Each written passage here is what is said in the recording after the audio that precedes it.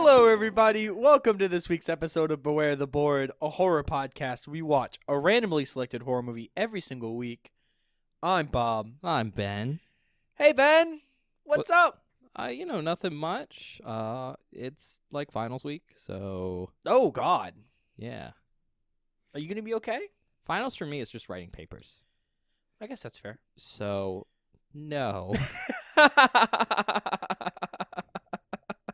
Incredible. I love to hear that. I'm really happy for you. I'm a rampant procrastinator, Yeah? and that is not a good combination when you have a bunch of 500 level papers to write.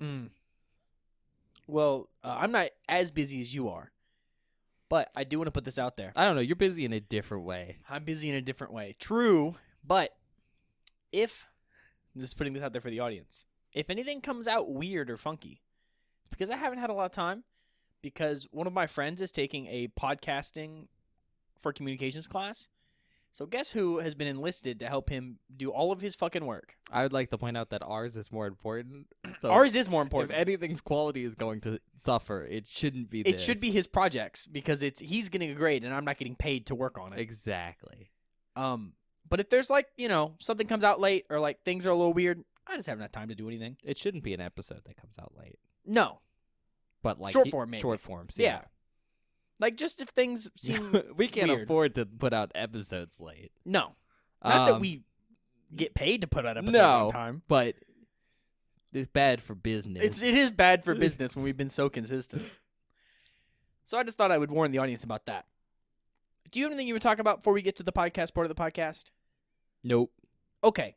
Oh, just okay. a reminder, guys. The Mummy is playing in theaters on the 26th. True. We So, talked about that a minute ago. When this is coming out, that's tomorrow. Oh, hell yeah. I'm glad that you know that. Yeah, because this comes out on... Well, technically, this comes out at Thursday on midnight. Yeah. Which is Friday. Technically Friday the 26th. So it Okay. comes out the day you're hearing this.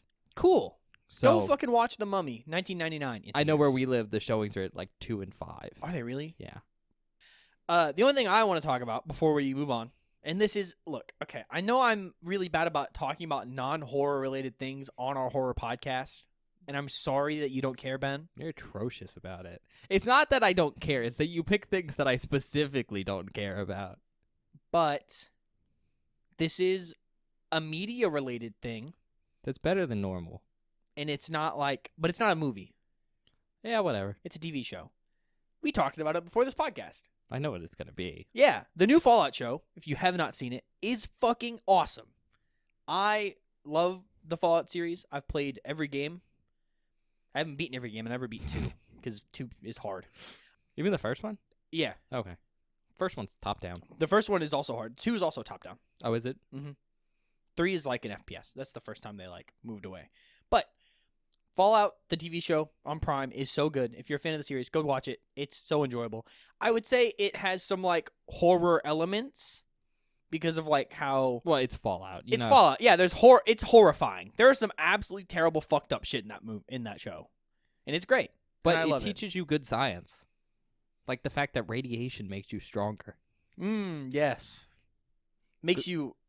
Good science. Yeah, makes you regenerate and gives you superpowers. Basically, it's Also, crazy. if you ever want to get good data for testing, if you lock a bunch of people in vaults during the apocalypse, Yep. you can use those vaults and the people inside of them as willing test subjects because they sold their rights to you. Yeah, that's a part of it. That's all I wanted to talk about. Just the show's really good. I'm having a really good time with it. I reinstalled Fallout 4 and put a bunch of mods on it. I've been playing that. I'm in my Fallout era right now. I'm having a good time with it. It's like your hot girl summer. Yeah, except it's Fallout Spring. Okay. Would you describe yourself as a Fallout boy? Oh, Ben! That joke sucked. Mostly because that band is not great. I don't like Fallout Boy. I respect them, but I don't like them. I don't really care either way.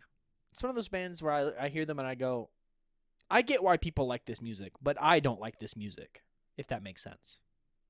You know what I mean? I guess. But I mean, they're not bad. No, that's what I'm saying. They're not a bad band. I'm just not a fan of their music. I guess. Okay. Well, off of that tangent about Fall Out Boy for some reason. Anyway, You started it. You try and put this on me. I made a joke, and you were like, "Let me keep this rolling." Okay, I'm moving on. We all know what I'm going to pick right now because I explained it all last week. But for those of you that don't know, we have 3 categories on this show. In this season, we had early found footage films, which was like stuff pre-Blair Witch. Like found footage films, before that movie came out. That was mine. That was Ben's. Then we had mine, which is Romero films. No, then we had the random. No, what does it matter? Because that's the order they go in. So, what's the random? If you're going to do it, you got to do it right. Your mom. Okay, so Bob's not going to do that. So, we had my category, which is, early found footage. So, it's stuff that comes out pre-Blair Witch before the concept was popularized. Then we have the random, which is cannibal movies. Oh, yeah, that's which what it was. is done.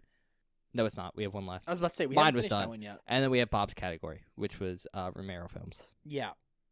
So, I told you all last week we're going to finish on cannibal movies. I'm a man of my word just this once. Very rarely is he very a man of rarely. his word. And we're going to watch another Romero film today. We're going to finish up that category, and then we're going to get grossed out next week. I'm really excited about that. What if I threw you a curveball and you were like, I want a Romero film, and I'm like, you see, Romero acts in this film. That would be cool. I would not be upset about that. He's in 3 seconds. Oh, okay. Well, that's more upsetting. I was thinking like main character. Oh, no. I don't know if he ever did any acting stuff. Yeah, probably. He does. But, I mean, he does it in his own films. we haven't seen one with him in it yet. Yes, we have. What film of his is he in?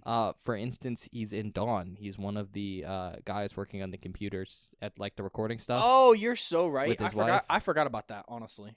Yeah, he's in a lot of his films. I don't want to say every one, but he's in a lot of his own stuff. I don't remember him being in Day at all or Night. Yeah, but those had much smaller Or Night casts, Riders. So like, And those are all of the films from George Romero that we've seen. Oh, in Creepshow. But we used it in and Creepshow. you forgot Dawn. Well, which he's you in. already mentioned it. Anyways, he's in a bunch of stuff, Okay. but like cameo stuff. Okay. Nothing like Tom Savini in Night Riders, where he's like, a main character. Not that I'm aware of, but I don't really. This is not something I researched, Okay. because I wasn't like, look, I'm gonna go find a George A. Romero acting role, and that's Oh. gonna be a third movie. You can do whatever you want, Ben. I I don't know what could. you research and what you don't. And sometimes you just know things. Sometimes I do. And so I thought I'd ask.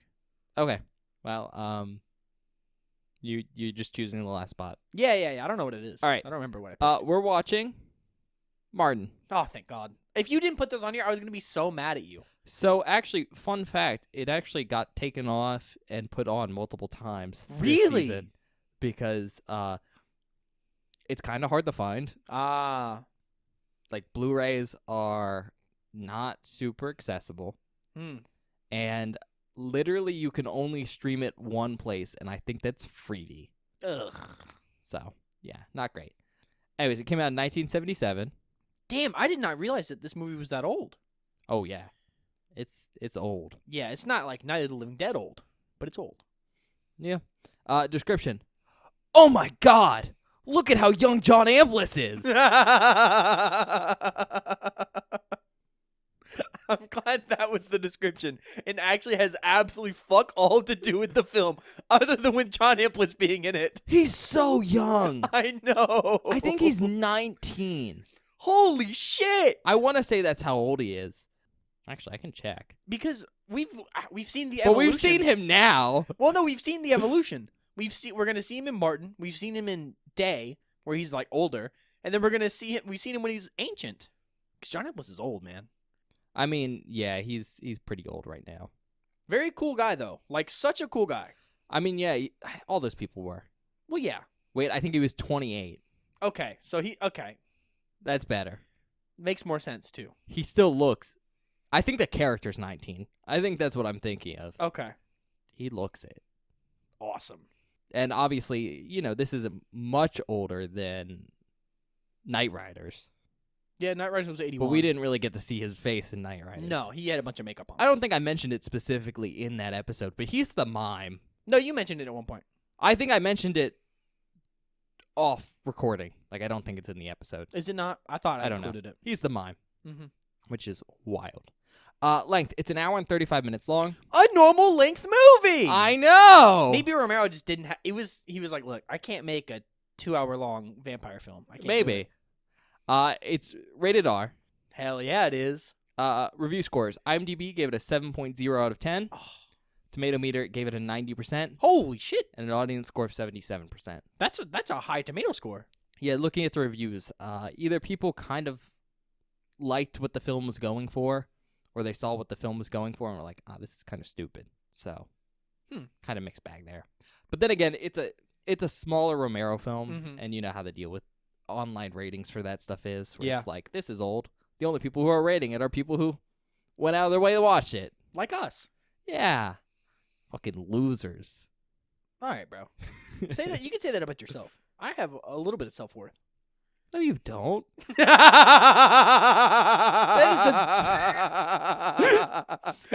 straight up, I think, the biggest lie I've heard from you in a while. Holy shit. All right. For awards, it got 1 win and 0 nominations. That's cool. Notable actors, I will note, this is super early on in Romero's career. So he hadn't even built up like his own acting troupe yet. You know what I mean? Because he kept drawing people. I think this is only like, it's below 10 for films he did. Oh, yeah, because the only film I could think of that came out before this I think he is did this Night. right after Crazy. I was about to say, the Night of the Living Dead and Crazies came out, because I think the Crazies was like, it's like 75 or 76, or like, it's like right before this, I think. I mean, I can check. I know you have notes on it somewhere. 68. The Crazies was 68? No, Night of the Living Dead. Oh, I thought I just shit a brick. No, the Crazies came out like right before this. I think it was the film he did right before this, 1973. Yeah. So, I mean, he's still figuring it out. Well, yeah, I just meant more so like he hadn't built up, I don't know, that whole background of films, especially in his area. So, you know, we're not going to see a lot of the people that we normally see. We're going to see a couple, but point being, there's not really a lot of notable actors. John Amplis as Martin Mathias. I think this is his first time working with Romero. That's cool. But he was Phillips in Toxic Zombie. Lincoln Mazel as Kuda. He was the old man in The Amusement Park, which is another Romero film. I think we've talked about it before. It was lost for a long time, and then they found it. Yes, we did talk about that a while ago. And it's on Shudder now. Christine Forrest as Christina. We just saw her. In Night Riders. Yep. I mean, she was married to Romero for a while. Yeah. Almost till the end of his life, because I think they got divorced in like 2011. Damn. And he died in, you know. I actually don't know. It was fairly recent. It was recent, but I don't know when it was off the top I of my say head. recent. Everything feels recent to me nowadays. Yeah, my days are running together, so it feels like 2017. Okay, no, that's way recent. I mean, yeah. That's like more recent than I thought it was. But she played Marianne Hodges in Monkey Shines. We also haven't watched that. That's the Phonics monkey movie. Yeah, we've talked about that. Yeah, And what it is. To be honest, that was also... There's basically a couple films that kept switching through this third spot. Yeah. As I couldn't find things, and then I could kind of find things, and I was like, do I want to watch this? Did we almost watch Monkey Shines? We did, actually. Except for... So Monkey Shines is available in a lot of places. Oh, okay. But it's available... Like most of the places it's available through, it's available to a subscription to some service I don't have. I don't... You don't look at online streaming as much as I do, but for a lot of like these lesser-known horror films, and I think it's becoming more popular nowadays, you'll have like a company like Amazon, and you can watch a movie on Amazon, but a different company technically owns the streaming rights to it. What the fuck? So you're watching that service through Amazon, so you have to have that service subscription. What a weird thing. Point being, there was like a bunch of places where it was like, you have to get it through here. I was like, I don't want that subscription. And then it was on places like Freevee with ads. I think I could only get it without ads if I wanted to buy it. And it was like from Fandango and Apple. What the fuck? I was like, I don't want to spend $20 to buy it on these services that I don't use, so I'm going to forget I have it. Yeah. So that's why we're not watching Monkey Shines. which is really sad because I want to see a movie about a demonic little helper monkey. That's totally fair. Elaine Nadeau as Mrs. Santini. She's not in anything else. Tom Savini as Arthur. Oh, he's back. He played Osiris Manipur in Machete. I didn't know if you knew he was in Machete. I did not know he was a Machete. Interestingly enough, this is actually the first collaboration between George Romero and Tom Savini. This is the first one? Yep. That's so cool. First time he's doing special effects for Romero. That's, wow. Not his first time working, like, makeup and effects. Mm-hmm. I think it's, like, his third. But first time for them working together. And it would be, a thing that stayed. I was about to say, it would be a long, long time of them working together. Apparently, it was a good experience. But I will say, this is super early on in Savini's career. Mm-hmm. I think this is actually before Friday the 13th. It is. So, I think he did that right after this. Well, because Friday the 13th came out in 1980. Yeah. But, point being, young Tom Savini. Young Tom Savini. I'm excited This to see is that. pre-Night Riders Tom Savini. This is pre-Night Rider Tom Savini. Sarah Venable as the housewife's victim. She was the leotard zombie hit by a sledgehammer, uncredited in Dawn of the Dead. Technically, it's hit by sledge, but I assume that means sledgehammer. Sledgehammer, probably, yeah. Yeah. I'm trying to think of... I remember that scene. But I'm assuming it's probably when all those bikers show up. Because that makes the most sense for a sledgehammer to be Assumedly, used. yeah. Yeah. I don't know when else they had a sledgehammer in that Now I movie. already watched that movie. We just talked about this. George A. Romero as Father Howard. Holy shit, that's so funny. And speaking about things he acts in, yeah? and you'll have never have guessed this, he was Don Odeded from Phineas and Ferb. Oh my god, that's so fucking stupid. What's so fucking stupid? That's so fucking stupid, Ben. What is? That's such a stupid character for him to play. What? Don Odeded? Yes! Okay, God. it gets better. No, it doesn't. Yes, it is. So I never really watched Phineas and Ferb, right? I watched it a little bit. I watched it a little bit because I had a younger sister. I say had, like in past tense. She's still alive. She's still alive. Assumedly. I haven't seen her in a bit. It's been like 24 hours. Holy shit. Well, she had prom last night, so who knows? Oh, I hope she's okay. But I saw this episode when it came out. Oh, really? And I didn't pick up on it because 14. Yeah, sure. I didn't. I think I had seen like Day of the Dead and everything, but I didn't know what George A. Romero looked like, especially as an old man. So I didn't pick up on it. But I Googled it to be like, what fucking character was this? It is actually a great little cameo reference. So it's in the episode. I'm sorry if no one here actually watched Phineas and Ferb, but I think this is funny. I'm interested. There's an episode where Doofenshmirtz, Yeah, as he does. the kind of Sunday morning cartoon villain of that TV show, I think he creates a ray that turns people into copies of himself, but they're kind of stupid and like zombies. What the fuck? And so the clip is Dawn of the Dead is like a TV anchor, and he's doing a report about a plague of shambling pharmacy guys. Oh my god. Like taking over the city, and every time they touch someone, they turn into a shambling walker. That's fucking awesome. I don't know. It's a pretty great, like, Day of the Dead joke. No, it is pretty great. I was hoping that they would call them unidentified assassins, which is, I think, what they call them on the news. I think they in might Night call of the them, Living like, Dead. unidentified pharmacists. No, they call them unidentified assassins. No. In the Phineas and Ferb episode. because Okay. Doofenshmirtz is wearing, like, the lab coat, which Yeah. I think would be a reference to the unidentified assassins. And also, that character looks identical to Romero. Hold on. I'm Googling right now. Oh, yeah, it's D-O-N. That's his first name, No, Don. I'm just going to go into images. Oh And my then- god, it does look just like him. It looks just like him, and I got this amazing panel of him next to Doofenshmirtz. Oh no, that's probably one of the That's fucking... a Doofenshmirtz zombie. The Doofenshmirtz zombie. Yeah. Holy shit. Did No, that this is 3 sweet. years before he died. So he was really living it up in those last years. Hell yeah, dude. That was awesome. Getting down to our last two people, I think they're brothers. I couldn't figure out exactly, but they're from the same hometown, and they were born like 3 years apart, and they have the same last name. So I'm gonna guess brothers. We got Tony Bubba Tony Bubba. I'm gonna pronounce it Bubba. It's Buba. Booba. It's not Booba. Probably. Hopefully. Tony Bubba as drug dealer number 1. Drug dealer number 1. What an incredible fucking... And he actually worked with Romero on a bunch of stuff as a sound guy. Oh, that's sweet. But he was sound department on Dawn of the Dead, Oh, sweet. among other things. And then Pascal Bubba Okay. as drug dealer number 2. Oh, the drug dealing brothers. Yes. A dynamic duo. And he has done a lot of editing stuff.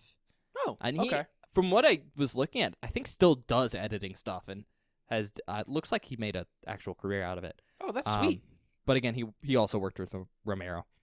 But he did some cameo work as well. But he was a motorcycle rider in Dawn of the Dead. Okay. You know, because that's where you get your extras from Mm-hmm. for a Romero film. But he also did editing, and he was an editor on Striking Distance. Never heard of that one. I know, but I thought I'd name a non-Romero thing he Okay, worked on. yeah, it makes sense. Writer and director, George A. Romero.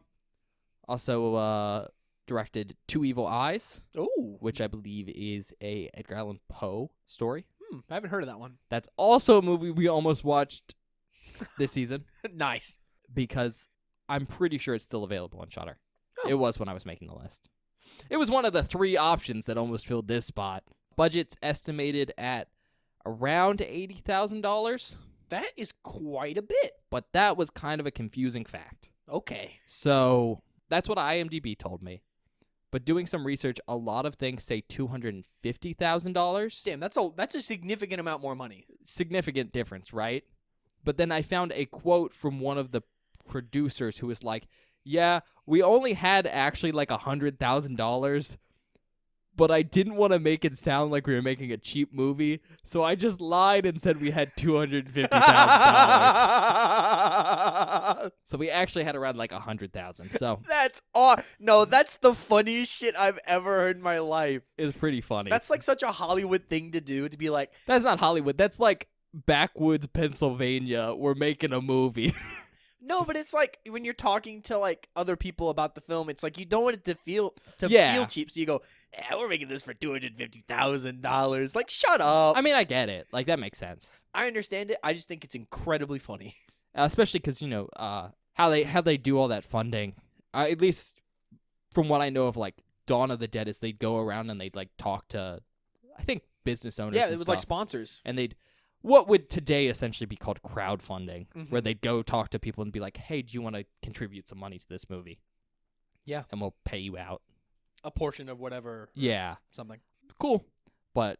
Yeah, you didn't want to seem like you didn't have any money when you were Yeah, because then going you to seem investors. desperate, and then they can kind of get weird. Or at the very least, you don't want to be like, I only have $100,000 for this movie, Yeah. which makes you sound like, oh, it's gonna be bad. Hopefully, it's not bad. Yeah. Again, I think it'll depend on if you like it or not. Okay. Yeah. We'll see. I gave a kind of shitty description. Do you know what this movie's about? Vaguely. Do you want to take a? John Amplis is maybe a vampire. Okay. Yeah, that is basically what the premise of this film is. Yeah. I will say that it's kind of like a 1970s style take on a vampire, Interesting. in the sense that it's very. Is he shiny? That would be a early 2000s take on a vampire. I was just asking. And smut. Kind of like a nice little combination. Little witch's brew. Oh my god. Sparkly shirtless boys and werewolves. What could be hotter, Benjamin? I could name a couple things for me personally. Not really digging the dudes part of that. Fair enough. But a lot of the comments, again, remember how I said some people like this, some people don't. Mm-hmm. A lot of the comments that people have about this film is on how the film portrays vampires. It's very I don't know. I'm going to say it's not very shiny. It's a very kind of, I don't want to say gritty take, but a very I don't know. Not, again, realistic is the wrong word, but it's kind of like we've removed all the polish.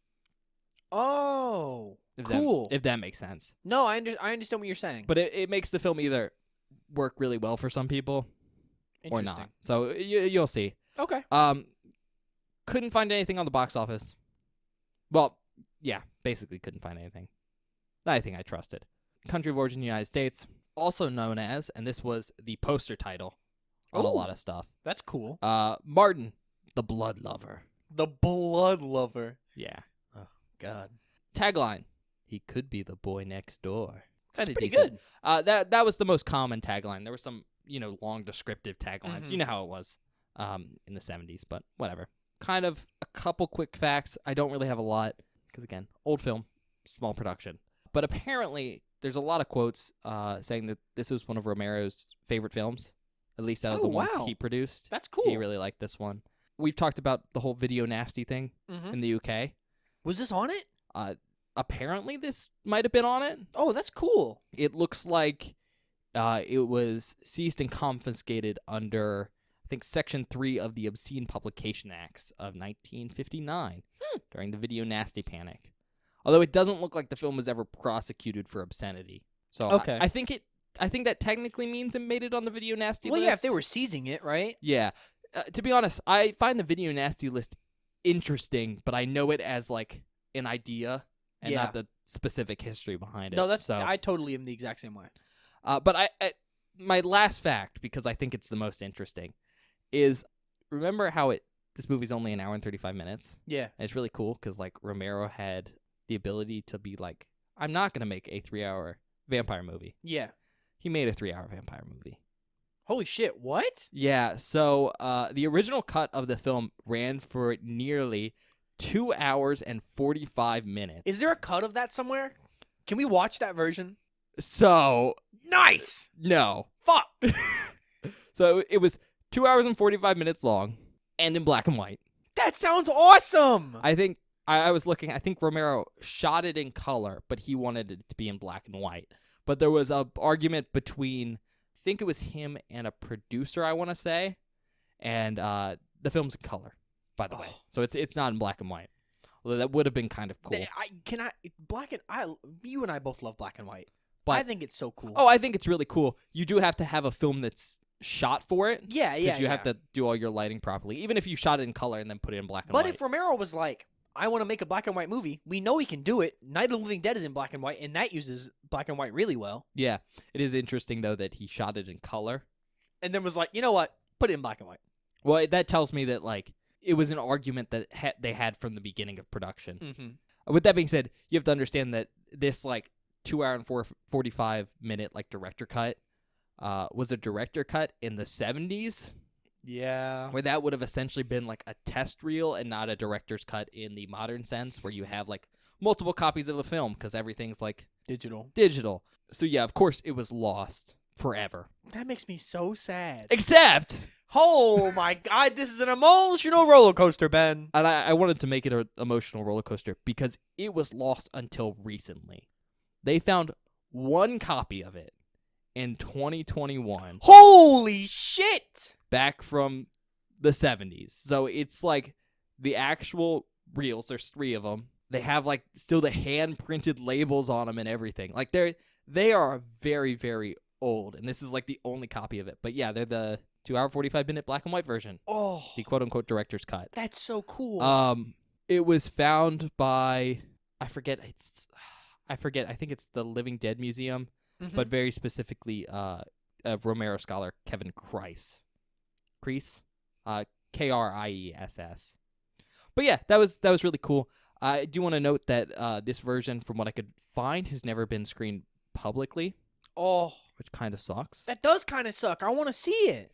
And, again, hard to find stuff on this. Because, like, Martin, from what I am aware, is, like, a cult film. Yeah. So it's well known, I think, of like for fans of Romero Mm-hmm. and people who are more into the horror industry, but is not a well-known film outside of that.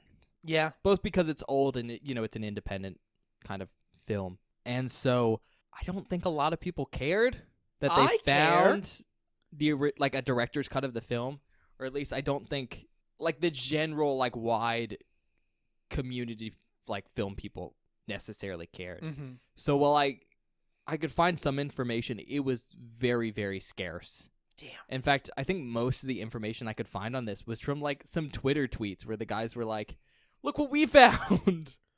And that's all the press this is getting? That's insane. Yeah. Because again, you have to understand that it was also like, oh, we found this reel of film, and that's it. Like, it's not we're screening it, stuff like that. It was Yeah, just we I found guess this that's reel of fair. film, which objectively is cool from like a film historian standpoint, but is not interesting in the same way of, oh, look, we're releasing a director's cut of Martin. I mean, that's what I would do with it if they could figure out how to get the rights and be able to like get it made. So that's what I'm going to comment on. I tried to follow the story of it a little bit because, you know, this is fairly recent, and I was like, well, I wonder where it is, like right now. And it looked like the Living Dead Museum and Kevin Kreese were giving it to, I want to say, the producers. Oh, shit. I forget who the producers were because it was given back to Richard Broomstein and Braddock Association in the hopes of, I think, revitalization and distribution. Oh, that would be so cool. Which sounds cool, but from what I could find on some like comments on that Twitter post, I think that Rubenstein tends to be historically slow to release films like that, like director's cut. Kind of the whole, like, I'm going to wait for someone to pay me a lot of money to, you know, kind of release this. That blows, though. It's cool, but it sucks that I'm probably never going to fucking be able to see it. With that being said, that was still a hopeful situation until it wasn't. So it was kind of, again, hard to find a lot of stuff on this. You can't keep doing this to me. But I think it got sold to a private collector. No!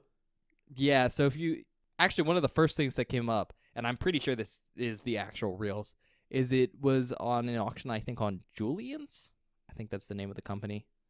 It sold for, apparently, $51,200. I would have paid more for it. And it's a private collector, so I looked on their website, and I don't think there's any way to see who it was even sold to. So, assumedly, it's sitting in someone's collection now. Fuck you. Release it. Release the fucking tapes. And I don't know what will happen to it. That makes me so upset. You had my hopes up so high for us to watch a really long edit of this movie in black and white. And now we're not able to do that, and that makes me sad. No, I kind of set you up as like... the first thing I told you was this is lost forever. Now it really is lost forever till some schmuck decides they want to actually show it to the world. But I think for a while there was another company, Second Sight, working on a release of it. But the private collector who owns it is not selling the rights. I think that's what's happening. That's so... But do you know how cool it would be to be like, hey, you want to come to my custom theater in my big-ass house and watch a cut of Martin that nobody's ever seen in black and white? You know how cool that is, Ben? Yeah. Do you know how much I want to be that person? I don't know. It's always frustrating, though, when you have a private collector and they just squirrel something away. Yep. I get it sometimes. Because, like, that's always shitty. But it's one thing if it's, like, something that can't be shared. Yeah. But it's another thing when it's like, oh, this is, like, a product that could be digitized. And if you really wanted to, you could sell it to the masses and make a bunch of money. Yeah. Like, you could license the rights. But this is very much this is mine now and no one else can see it And kind that of thing. blows. Which kind of blows. I mean, technically that's his right because he spent $51,000. his or her right. Yeah, he spent almost half this film's budget on it. So technically he can do that, but it kind of blows for the rest of us. With that being said, who knows? Because it looks like, again, I read some Reddit posts, but it looks like that company Second Sight actually digitized it before it got sold. So I think it exists, but it's not going to be released publicly. Point being, if at any point in the future... Point being, I'm going to put this out there on the podcast right now. If anyone wants to go find that and somehow get it to me so I can watch it, I'd be very grateful. My point being is, like, it looks like it's now been preserved in other ways from what I could find. This is all hearsay from me. Random internet kind of message boards and stuff, but this is all speculation. Having it be digitized is still better than having it be just the film reels, which can continue to degrade. I mean, they probably weren't great quality to begin with. I mean, yeah, they're probably sitting somewhere for fucking 30, 40 years. So it's probably more safe than it was. Mm-hmm. And if at any point the rights get sold, we could see it. Yeah. Who knows when that could be, though, so don't hold your breath. With that being said, though, that's all I have on Martin. Now, this was a bit of an intro. But, you ready? Oh, fuck. Yeah. I was excited, and then I got even... fuck. Yeah, let's go fucking watch this movie. We'll be back in a minute.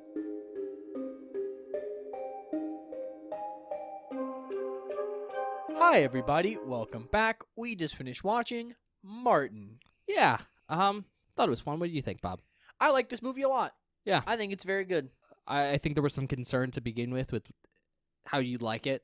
Because I talked about how, like, some of this vampire stuff may or may not have worked for some people.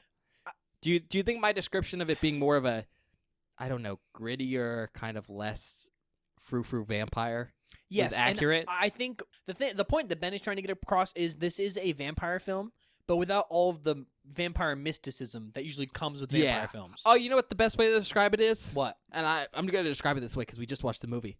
There's no magic. Yeah. There's no magic. I think that's a quote from Martin. Yeah. He does literally say there's no magic. Yeah. It's just a dude that drinks blood. Yep. That's it. With that being said, I think we're going to get into, a brief summary, and then we'll start talking about the movie. As always, we recommend you go watch it blind. Mhm. I think this is one of the films, though, where you could listen to the podcast and kind of go in and still have the same enjoyment. Yeah. There's only one thing that, like, is crazy surprising, and we're not even going to talk about it, so. It's the very end of the movie. Yeah. Yeah, which, goes to show not necessarily a lot of big twists and turns happen in this I was film. going to say, this is very much one of those films where, for a general audience warning, this film, nothing happens. Yeah, I think that has consistently been kind of the theme with Romero Pictures. Yeah. It's been about It's about the people, Yeah. not the events. how things happen rather than what happens. Yeah, like, this movie is not a spectacle, but it is at the same time. It's weird. It's a weird movie. Yeah, it That is too. definitely weird. With that being said, might as well start with brief rundown. So the film is about Martin, who is... So it's John Amplis, right? He's 28. I looked it up. We did do this research. Because this film's 77, and I think he's born in 49. Besides the point, he looks much younger than 28. Absolutely he does. And I think his character is supposed to look 19. Mhm. They do a good job of it. But Martin is moving in with his cousin. Yeah. That's the only way they refer to him. But his cousin is an old man. Like a 70-plus-year-old man. Yeah. And his cousin doesn't like Martin because, A, he's the disgrace of the family. Mm-hmm. And also, he's a vampire. Very specifically, he refers to him as Nosferatu. And does so the entire film. The whole movie. I don't think he ever calls him a vampire. I think he just calls him Nosferatu. Yeah. Which is kind of funny. I also think he's Italian. Unrelated. I don't know. But there's an accent and a high enjoyment of wine in his everyday life. That might be a stereotype, also, but... Like the Catholicism thing. Yeah. Anyways, getting off track. Martin's living with his cousin, and that's the movie. Like, logistically... What a crazy way to describe this film. Martin has moved into a new city. He's living with his elderly grandpa cousin who hates him because he thinks he's a vampire. Yeah. And that's it. I think the only other big undercurrent of the film is this whole idea that Martin is a vampire, or he's a crazy person who thinks he's a vampire. Either way. And the film rides that line hard. Mm-hmm. There's some vampiric action, there's drinking blood and stuff, but like we said, there's no magic, so Martin's like, aside from the drinking blood thing, as far as we can tell watching the film, Yeah. completely normal. So, like, a big point of the whole magic thing is, like, crosses don't work on him. Yeah. Like, they try to exorcise him like he's some kind of demon. Doesn't do anything. Can see his own reflection in mirrors. Isn't afraid of garlic. Doesn't burn in the sun. Like we said, no magic. No magic. He's just a guy. That sounds good. Go watch it. Yeah. That being said, ready? Mhm. Okay. Right off the bat, we'll just continue with the whole vampire thing. Yeah. There's no magic, which obviously, like Bob said, none of the stereotypes for like vampire prevention work Mhm. because he's a dude. But there's some more implications of that than just like he's immune to certain things. Honestly, probably the most interesting aspect of the whole, what I describe as a more like realistic vampire, Mm-hmm. is that Martin is just as strong and intimidating and, I don't know, alluring as John Amplis is at 28. Yeah. So a lot of the sequences in which Martin is trying to feed, that's what I'm going to refer to as, he at the very least thinks he's a vampire, so he's drinking blood. But he has to deal with the logistical problems of, like, how do I get a person I can drink blood from? Mm-hmm. And I think it's very interesting that there's no, like, mysticism to his vampire-ness, because at the end of the day, this film feels a lot like a movie about a serial killer Yeah, for sure. that thinks he's a vampire. That's definitely a way to view it, at least.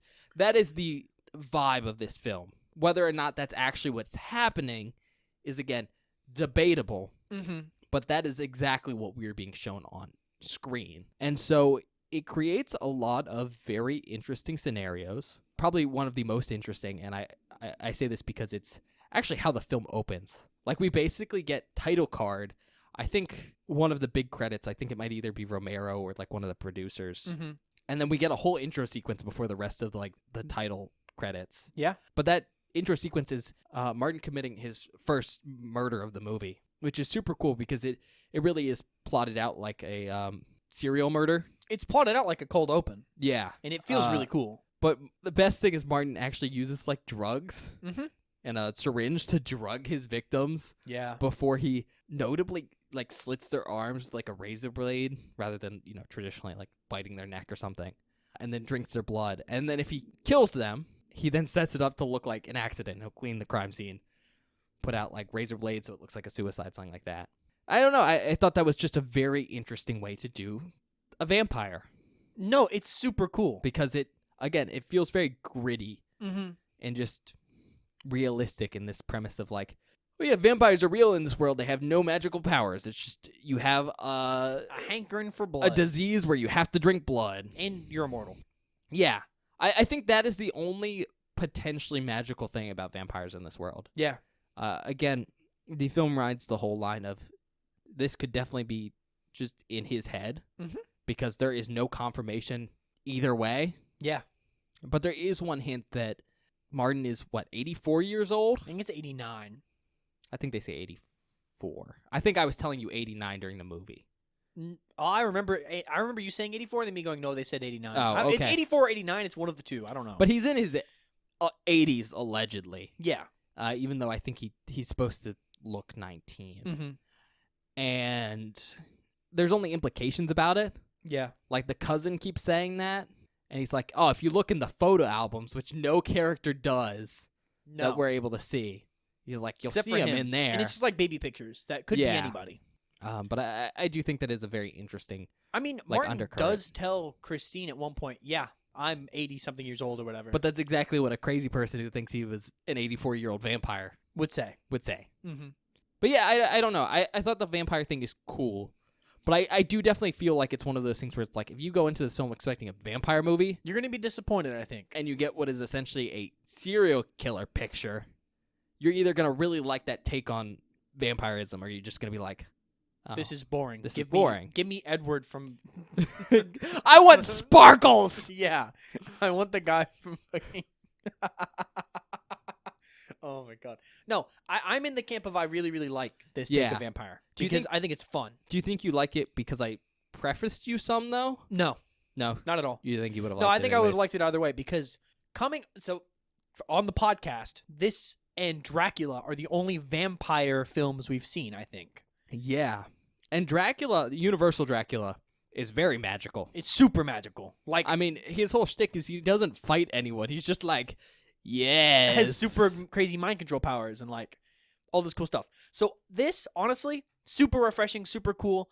It makes a very dramatic and less action-heavy film. And when there is action, it's bumbling.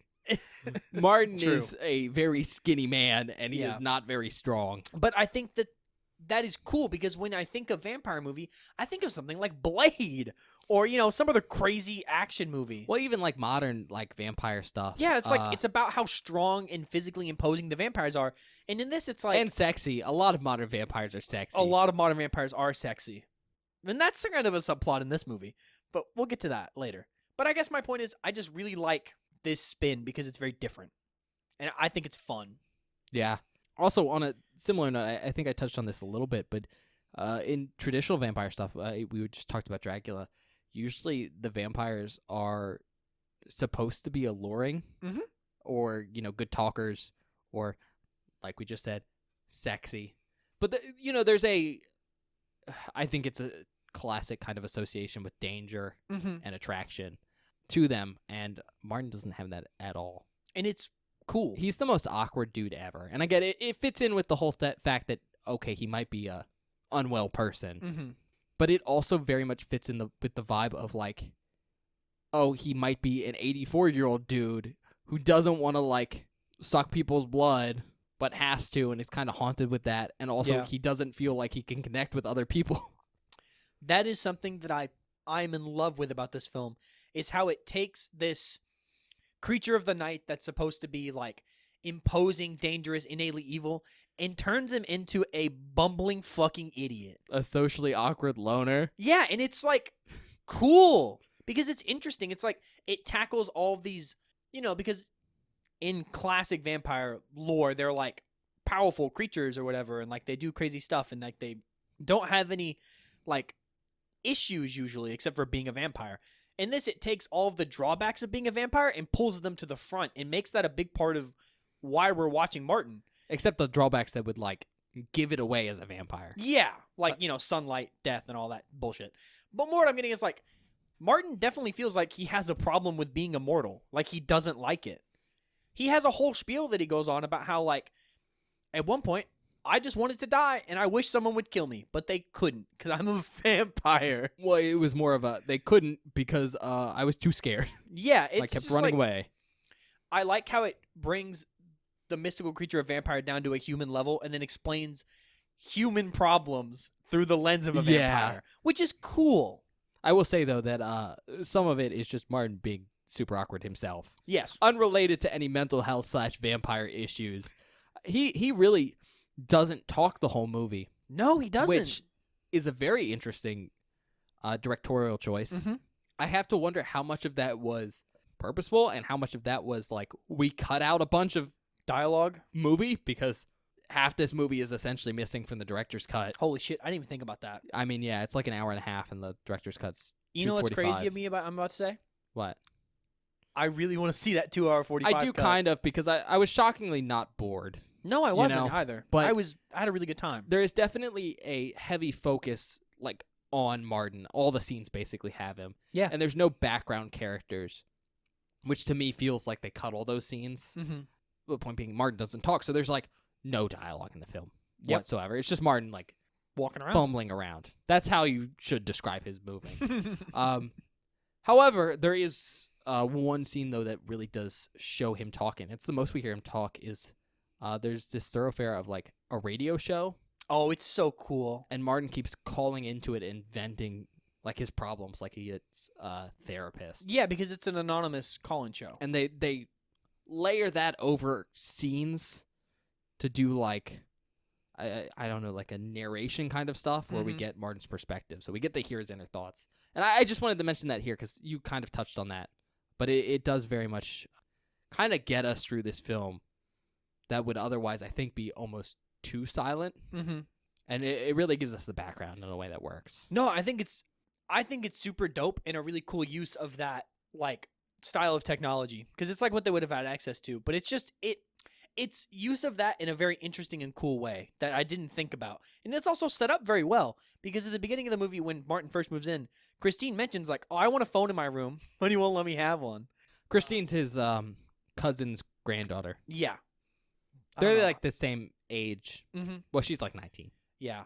But she sets it up as like, yeah, because I want to call into this radio show and I can't because he won't let me have a phone in my room. And then they both get phones and it's a whole thing. It's just like there's lots of really good small stuff in this film that comes through a lot of the time through the writing and everything, which I mean makes sense. Romero's very good at that thing. Yeah. With that being said, outside of the vampire stuff, is there anything you want to touch on? We could talk about the flashbacks if you want. Yeah. I think those are cool. Sure. So, like we said, this movie's in color. Except when it's not. When it's not. There are, I kind of want to call them dream sequences, but they could be flashbacks. It's kind of an either or scenario. It depends on what side of the fence you're on about whether or not Martin's a vampire. I will say they are always vaguely related to what he's doing.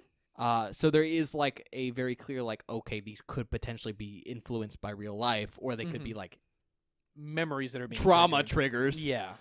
But all the flashbacks are in black and white, and they come out of nowhere. So sometimes the movie switches from color to black and white to color to black and white over and over again. And it's shocking, but I think it's fairly cool. It's really cool because I think one of the coolest parts about the flashbacks is they're always innately jarring and creepy and like almost startling in like the best way possible, to the point of like, okay, so if you look at it from the perspective of I'm a vampire and I'm having these memories come back to me through like this form of stress and I'm being reminded of them, it's almost like PTSD, like it's jarring and scary, and you feel like you're in the moment with Martin in this moment. I mean, because they usually happen when he's like vampiring out. Yeah. Or if he's mentally unwell, the exact same thing sort of occurs and he thinks it's real. So they feel just so perfectly like unhinged and like, what's the word I'm looking for? Like feral that it makes sense to me. Okay. And I really like them. I think they're a great addition to the movie. Yeah, I mean, for me, I particularly like them as an effect, the black and white to color effect. Mhm. Because it's a nice visual shorthand that what we're looking at is like an abstraction from reality. For sure. And to be honest, I think a difference in color palette, especially one as shocking as like black and white in color, is just a nice little indication. It reminds me of, The Wizard of Oz, where the classic thing is, the parts in Kansas are in black and white because it's very real life. And then the parts that are like fantastical in Oz are in color. And kind of because of that association I have with using that difference in color palette for something like this, I want to say is it'd be interesting to see this movie the opposite way. Yeah, for sure. I think where it that'd was be like cool. the real life stuff that we know for a fact is real and black and white, and then the memories that are all more fantastical because I'll say this right now, whether or not you think they're like dreams or memories, they're all very, very vampire focused. Mm-hmm. So getting to see those in a more fantastical color palette, like color in a black and white film, I think might be more impactful. You think so? Yeah, I will say, though, that the black and white works better if these are supposed to be flashbacks. Mm-hmm. Because it makes them feel older. But I think if they were in color, it would add more to the is it or isn't it vibe. That's fair. But either way, I thought it was a nice little execution. Yeah, for sure. And they also do a couple of things like using the flashbacks to sort of indicate what Martin is going to do next or why Martin is doing certain things that he's doing. Like there's an amazing follow-through flashback where like, of course he vampires out, kills some people, drinks their blood, but he gets blood all over his shirt. And we see him in the first time he, like on the train when he kills someone, he takes his shirt off and we're like, well, that's weird. It's because in the flashback that he's remembering, or maybe not remembering, he takes his shirt off after because it's covered in blood. So now anytime he goes to vampire someone, he takes his shirt off. Yeah. It's like this small building of a character through like learned actions, and it's really interesting and cool. I mean, the flashbacks really facilitate a lot of his background Mm-hmm. when, they're not doing the narration call into the radio station. It also should be noted that all the flashbacks, the black and white sequences, we'll call them that for shorthand, but the black and white sequences are all like traumatic events, and they're interrelated. So it looks like it's this one period in his life that looks like it's set back in whatever country their family allegedly comes from. Grandpa just calls it the old country. I think it might be. It's either Italy or somewhere Eastern European. I Could be don't know. Romania. Could be Romania. It's vampires. Haven't you been there? Yeah. I've been to Dracula's castle. Super cool. Well, Vlad the Impaler's castle, but same difference. With that being said, like, it seems to be an interrelated event of, like, potentially the first time he killed someone. Yeah. Where he was this woman he was interested in, and he slept with her. But when he slept with her, he, like, ripped her throat out and had to run away because it was, like, spur of the moment and he was covered in blood. Mm-hmm. Which I think good transition to the fact that the whole, like, sucking people's blood is super sexual. Oh, very sexy. And so, part of why he takes his clothes off is, not get blood on his clothes. But also, I think it's pretty heavily implied that he preys a lot on women. Yep. And he's raping them. Yep. Yeah. Mm-hmm. Isn't great. Yeah. It's never shown, though. No, we never see it happen. Which is nice. That is nice, considering some of the other films we've watched this season. Yeah. So it's unless you like pick up on the verbal cues about it, you could like watch the film and not realize. Yeah. We haven't talked about it yet, but there are also a lot of, like vampire movies, so there's blood. But there's some pretty like mild gore effects at some points in this film that are pretty good. Yeah, this is not an action-packed movie. No, but there's like 1 or 2 scenes of pretty good action that have some gore effects, Yeah. and they're fun. I mean, part of that I think is because Martin is not a very physical person. No, he's not. But yeah, like there's some gore, especially towards the end of the movie as things start to ramp up. Because again, this whole film is like we're watching Martin's life spiral a little bit, And it's getting out of hand fast. and like Bob said, there's some gore.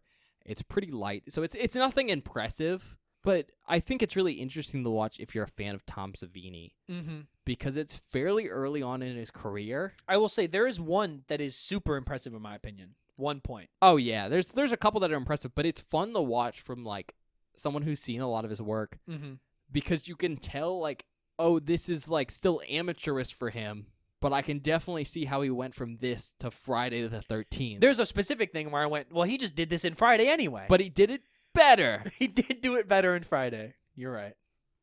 I'll give you a hint. It involves Kevin Bacon. I was gonna say pork, but yes. No, but so the reason I bring up these action sequences and how like the blood and the gore and stuff looks good, this film doesn't need that. It's a character piece about Martin. No, in fact, they're really unexpected. It's really unexpected, but that's what makes it cool and brings this film up for me. Is like, oh, it's doing all this cool stuff that I like, and then throwing in some cool action sequences anyway, and doing lots of interesting things. Like, I don't know, it was unexpected and cool, and the fact that it was still well done and not just thrown in there for the fuck of it is awesome. Yeah, it's cool. But again, the movie's a character piece.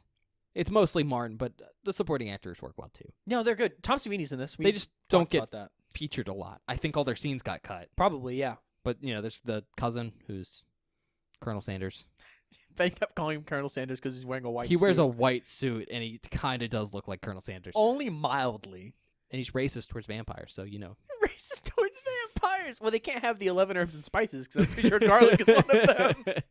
And that's what he hates. Well, garlic powder. Well, same thing. There's no magic. What if you like... The 11's herbs and spices is the magic. That's crazy. Vampires have to avoid KFC.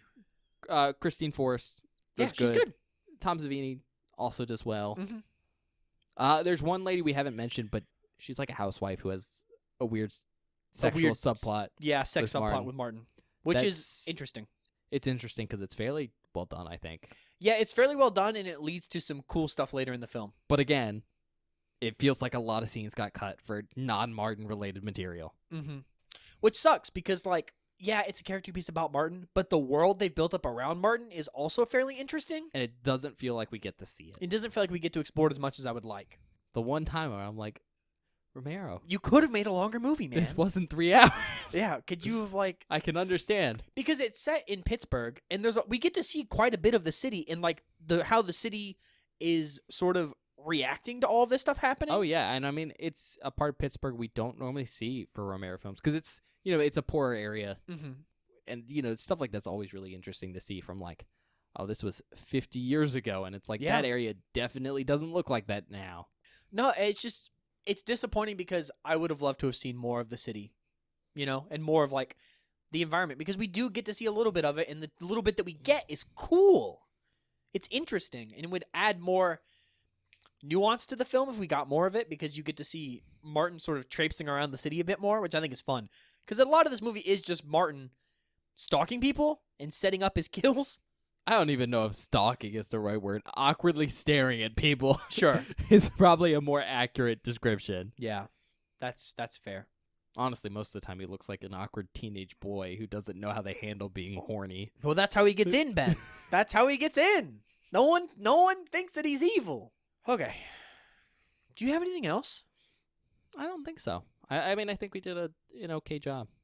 Yeah, I think we covered all the points I wanted to cover. Like we said, not a lot happens. No, this is a nothing movie.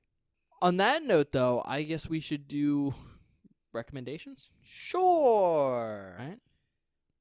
If you like John Amplis, God damn, is he cool in this film? Yeah, I think he does a really good job. Normally he doesn't get featured this heavily. No, normally he doesn't, but he is really good in this movie. Yeah. Mostly because he plays like sort of an unhinged character, so it sort of works that he's like an awkward shithead. It's good. I like it. If you want a like interesting take on vampires, I think this is cool.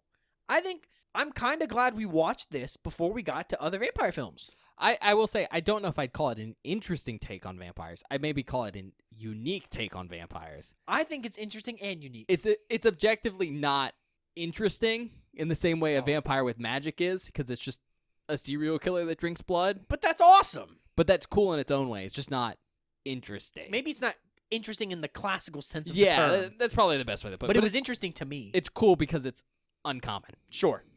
If you like Romero and you haven't seen this film, this is a very cool film because it's one of his earliest pieces. Oh yeah. And it feels that way, but in a nice way. It feels unrefined because it doesn't feel like there was as much like crazy Oversight? Well, not oversight, just like messaging stuff thrown in. There is a little bit. That's you can fair. get some stuff from it. He doesn't go really heavy on But themes. it's not heavy on themes. It's more of just like character piece, which it's Yeah. cool. It's cool. If you want to do a character piece, I think Martin's an interesting character, and there's a lot you can learn from a man who hates being a vampire. That's it. Okay. I mean, pretty much the exact same ones. If you want a unique take on vampires, check it out. If you want a potentially piece that looks at mental health or serial killers, both probably really good for this movie. If you like John Amplis or, I mean, honestly, Romero or any of the people associated with this project, Amplis gets the most features, but I think everyone else does a good job. If you just want something set in Pittsburgh, That's also fair. that happens to be a character piece. Ratings? Okay. Look, guys. I know. I've really been slinging them around lately. It's not a 5, Bob. You don't think so? No. Because I'm of the opinion that I think it might be. I think it's very good. And I hate to say this because I don't want to give anyone permission to make a 2-hour and 45-minute movie. But I think this movie is very good for what it is, but it does feel like something's missing in parts that could make it better. You know what I mean? That's interesting. I thought about that. And I contemplated and I was thinking the whole time, I was like, you're right. Not that there's anything missing that takes away from the plot, but you could get more in here. It's the surroundings. Like, we have the central mass, and we're kind of missing the layer that surrounds that. But is that the movie's fault?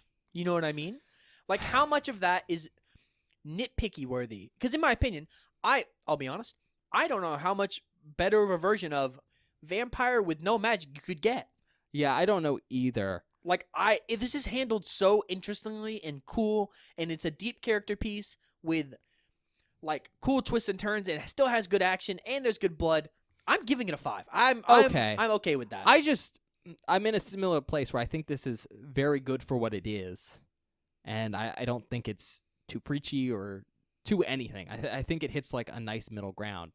I just don't necessarily know if it's perfect. That's you know? fair. I totally understand that. I don't think it compares to, like, some of other films Romero has made that we've given a 5. Sure. You know, I don't think this holds up to the same quality as something like Night Riders or Day of the Dead or Dawn of the Dead. Well, or Dawn of the Dead didn't get a 5. Oh, did it not? I don't think so. Or Night of the Living Dead. That did get a 5. Point being, it's like, and this might be unfair, but I expect a certain level of quality not only for a 5, but if I'm going to be giving, like, a 5 for, like, what a perfect film is to a director multiple times, then I'm expecting a certain kind of vibe from a film. Sure. I don't get that from this one. Really? Like, I don't get what I would associate a 5 with to a Romero film from Martin. Don't get me wrong. I think it's really, really close, but there's just something missing. See, here's my thing. I've enjoyed all of these Romero films to about the same level, and they've all been great. Okay, that is not true. What about Day? Well, that's what I was about to say. And Night Riders. The only one that beats out any of them is Day of the Dead. Night Riders was fun. Night Riders was fun, but this was fun in a different way, and it's a different kind of movie. Point being is, I think 4.5 That's totally fair. I'm really close. Like, I think it is very well done. And oh my god, it's so impressive how John Amplas basically pulls off a character who is just not talking. Yeah. But I don't know. I do think it is missing that, maybe not that like message depth, but I think the other characters just aren't featured as much as I would need. That's totally fair. Because like John Amplas seems really well worked out, but no one else around him seems to get the depth. And the only one that's maybe a little close is the grandfather, but he still lacks something. Yeah. And it makes some of like the character interactions not as strong as they should be. Mm-hmm. No, I understand. And so I think I have to take away like half a point there. And again, it's kind of sad because I don't think that's Romero's fault or necessarily the movie's fault. Yeah. Because this is, again, a super cut down version from the director's intention. Which is why, if you own that 2-hour and 45-minute cut of this film, I need you to email it to me immediately. Bob, I'm going to tell you, whoever, well, technically, I guess someone at the production company could have a copy of that. But I was going to say, whoever spent $51,000 on those 3 reels is not going to be listening to this podcast. No, they might, Ben. They might. Hold on. I promise you, person who owns that version of the film, Bob is like, I will not distribute it. I will use it for personal use only. Bob was like, I will buy it for $51,300. It's a return on their investment? No, 53,201. They're making money. $1. Yeah. So I think that's where I am. So I guess we're gonna go to outtakes now. Yeah. We'll see you guys in a minute.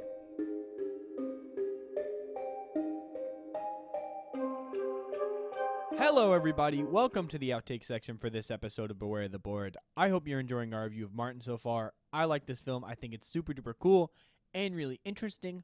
But without further ado, let's get into the outtakes. This first clip is my reaction to Martin using needles. Oh, not the needles. I forgot about needles.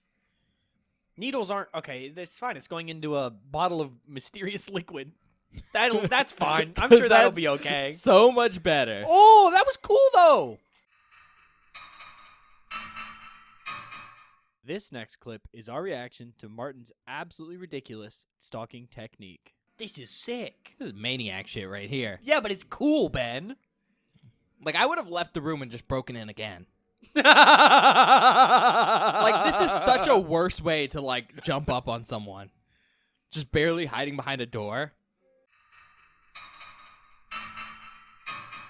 This next clip is our reaction to seeing young Tom Savini. Look at him. Oh, my God. That's why I was saying look at the screen, Oh, my Ben. God. He's so young. Yeah, bro.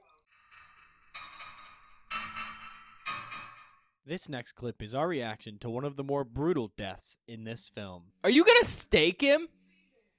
Oh, my God. Holy shit. That looks pretty good. That looks surprisingly good. He just shoved a fucking stick through his neck.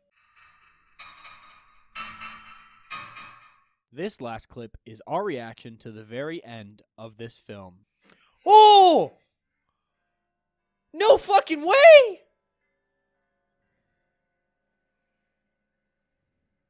Holy shit, please tell me that was like a dream. Like that he didn't do that. That didn't actually just happen. I mean, it was in color. No, okay. You know what I was just saying a second ago? That's way cooler. That's so much cooler. I will say, holy shit. Fucking sucks that it's the one death he's not responsible for that, like, comes back to haunt him. Yeah.